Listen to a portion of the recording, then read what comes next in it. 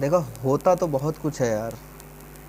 अगर आप दृढ़ निश्चय कर लेते हो ना किसी चीज़ को पाने के लिए, तो वो दृढ़ निश्चय आपका कभी ना कभी काम करेगा। लेकिन वो कभी ना कभी होता है, अभी ना अभी नहीं होता। कभी कभी आप सडनली कुछ सोचते हो, और सडनली वो जितना आप उस चीज़ को जल्दी पाने की कोशिश करते हो, उतना ही आपको डिप्रेशन फील होता है, उतना ही आपको लगता है कि मैं इस चीज़ को पा नहीं सकता, ये चीज़ मेरे लिए बनी नहीं है। पर कोई भी चीज़, कोई भी, आप धीरे धीरे जब करते हो ना, तो एक टाइम पे वो बहुत बड़ी सफलता बन के आपके पास आती है। समझे? आप आज किसी भी नौकरी की तैयारी करते हो, तो कभी भी ऐसा नहीं सोचना उस वैकेंसी, उस नौकरी के बारे में, कि आप आज पढ़ रहे हो और कल आपकी नौकरी लग जाए और परसों आपको सैलरी मिल जाएगी। मतलब कि किसी भी वैकेंसी को लेकर आप ऐसा परहैप्स मत बना लेना कि अगले दिन, अगले महीने मेरा सब कुछ ठीक हो जाएगा। बिल्कुल नहीं। लेकिन ये भी नहीं सोचना कि ये बहुत लंबा चलने वाला है। अक्सर क्या होता है, किसी भी वैकेंसी की तैयारी करने से पहले ही मैक्सिमम, एक तो जो असफलताएं मिलती हैं उसकी वजह से आपके दिमाग में एक ऐसी जगह बन जाती है कि आप इसमें भी फेल हो जाएंगे, उसमें भी फेल हो जाएंगे, उसमें भी फेल हो जाएंगे और उसमें भी फेल हो जाएंगे। बार बार जो फेलियर आपको मिलता है ना, देखो, फेल होना गंदी आदत नहीं है, बेकार आदत नहीं है, लेकिन फेल होने की आदत अपने अंदर डाल लेना वो बहुत गंदी आदत है।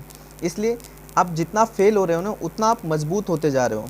फेल होना कोई गंदी चीज़ नहीं है यार। एक्सेप्ट करो कि मैं फेल हो गया हूँ, लेकिन ये भी एक्सेप्ट करो कि अगली बार इससे भी ज़्यादा अच्छे तरीके से लड़ूंगा मैं। आप एक्सेप्ट तो करो। कभी कभी सोच के हार मानने का फील आता है, छोड़ने का मन करता है, या कोई रास्ता नज़र नहीं आता, तब उस टाइम आप ये सोचना कि अभी फेल हो गया हूँ, अभी मैं इतना ज़्यादा सोच रहा हूँ, आगे मेरे पास रास्ता क्या है, आगे मेरे पास कौन सी वैकेंसी है, आगे मेरे पास जो वैकेंसी है, क्या उसमें जो सिलेबस है मैं उसमें एबल हूँ, मैं उस चीज़ को कर सकता हूँ। आपके अंदर से आवाज़ आएगी कि हाँ भाई आप कर सकते हो।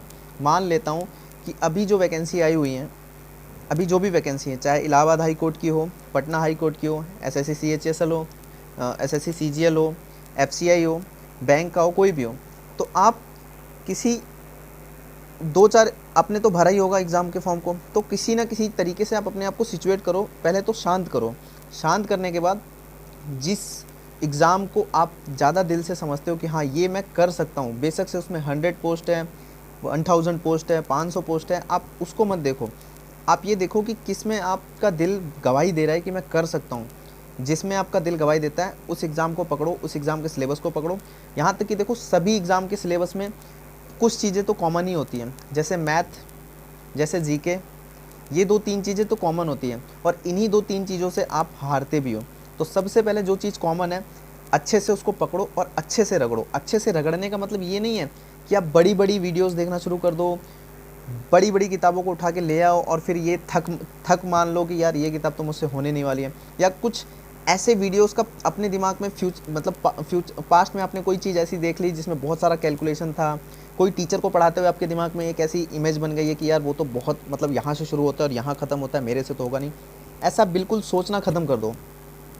आपको मैथ, जीएस, जिस भी तरीके से, जिस भी टीचर का अच्छा लगता है उस टीचर से पढ़ो, लेकिन कम से कम, कम से कम पढ़ने का मतलब है, अगर आप मैक्सिमम बड़ी बड़ी वीडियोस, बड़ी बड़ी प्लेलिस्ट, 100 डेढ़ सौ क्लासेस की प्लेलिस्ट के भरोसे बैठोगे कि मैं ये 150 क्लासेस की जीएस कर लूँगा, 150 क्लासेस की मैथ कर लूँगा, तो मेरा सब कुछ हो जाएगा, नहीं होने वाला भाई। आप 150 क्लासेस देखोगे मैथ की, तो आप देखते देखते आपका महीना, 6 महीना निकल जाएगा। आप कब उसको सीखोगे, कब उसको अपने भेजे में डालोगे, कब उसका प्रैक्टिस करोगे, और कब आप एग्ज़ाम में बैठ के एग्ज़ाम क्लियर करके नौकरी निकालोगे।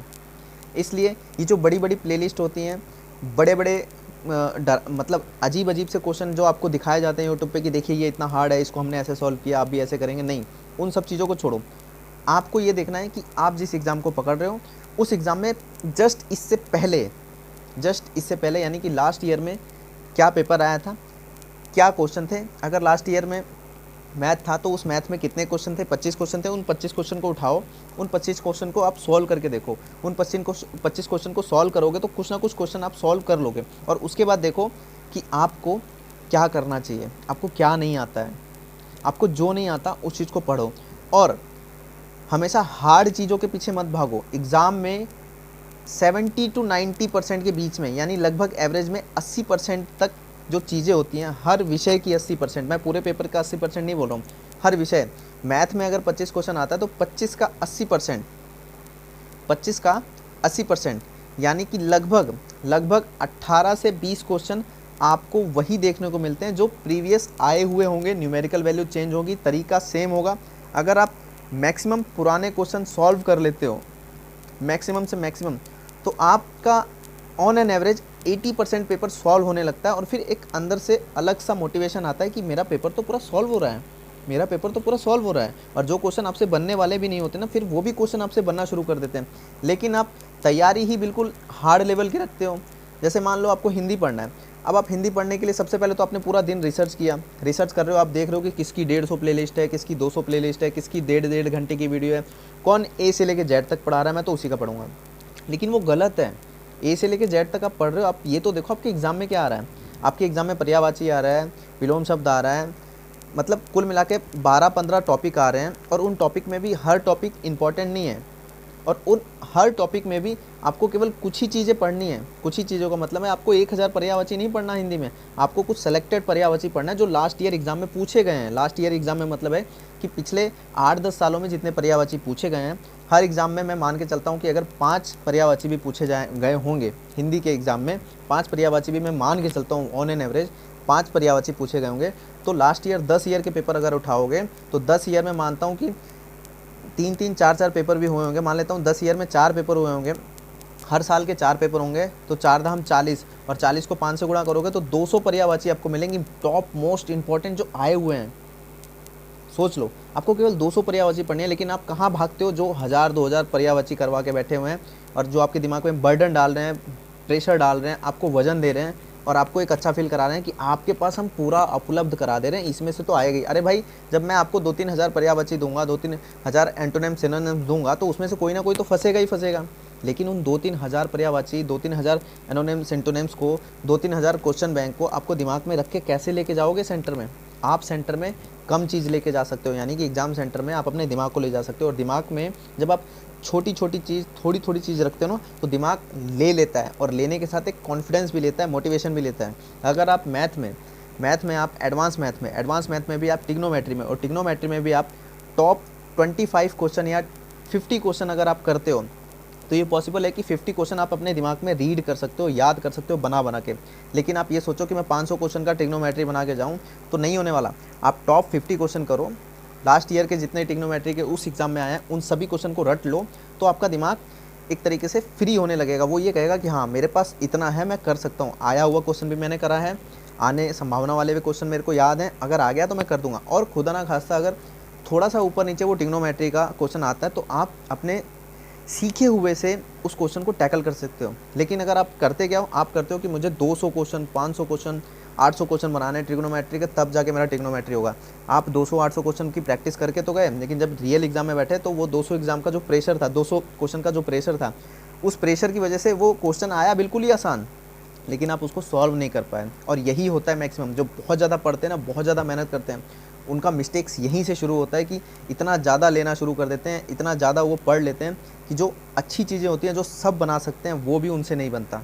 तो इसलिए बड़ी बड़ी चीज़ों को पढ़ना छोड़ दो। जितना मिनिमाइज रखोगे, जितना कंटेंट को कम रखोगे, जितनी किताबें कम रखोगे, जितना कम से कम चीज़ों को रखोगे और ज़्यादा से ज़्यादा बार बनाओगे, उतना आपके लिए अच्छा है। मैं ये नहीं कहता कि कम का मतलब है कि 5 क्वेश्चन बना लिया तो हो गया, नहीं।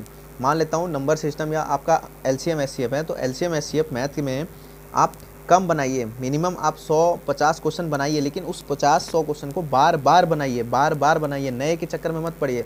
और नए का मतलब है किसी यूट्यूब की वीडियो से मत देख लीजिए कि ये वो क्वेश्चन करा रहे हैं, या फिर किसी अननोन किताब से मत उठाइए। आप उठाइए क्वेश्चन कहाँ से, जो उस चीज़ का क्वेश्चन बैंक है, जो उस एग्ज़ाम का क्वेश्चन बैंक है, उसी के क्वेश्चन को उठाइए।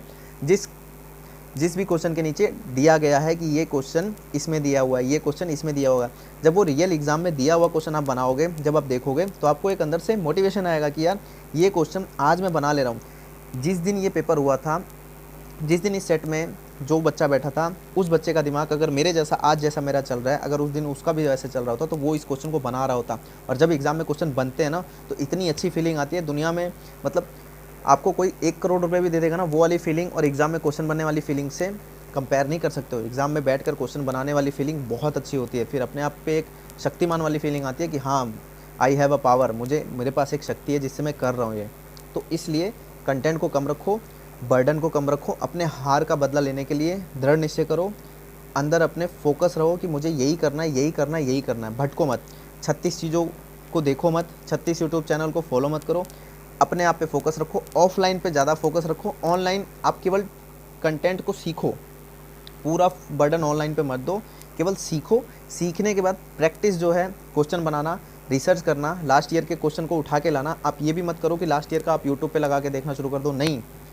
हाँ, वहाँ पूरा चीज़ अवेलेबल है, लेकिन आपका टाइम देखो। जो वीडियो में 1-1 घंटे 2-2 घंटे में लोग कराते हैं, वो आप 15 से 20 मिनट में कर सकते हो अपने से, खुद से। समझे? तो आशा करता हूँ आज की वीडियो आपको थोड़ा बहुत मोटिवेट की होगी, आपको एक दृष्टि, आपको एक मार्ग दिया होगा उसने, मेरे वीडियो ने, और आप अच्छे से अपने गोल के लिए अग्रसर होंगे। ठीक है? तो आई होप आज की मोटिवेशन वीडियो आपको अच्छी लगी होगी। अगर अच्छी लगी हो तो प्लीज़ लाइक करना, शेयर करना, सब्सक्राइब करना, और आपको किस नौकरी के लिए मोटिवेशन की वीडियोस चाहिए तो नीचे कमेंट में लिख सकते हो। मैं आपको उस परीक्षा के लिए मोटिवेशन वीडियोस बना के दूंगा। ओके, आज की वीडियो में इतना ही। जय हिंद।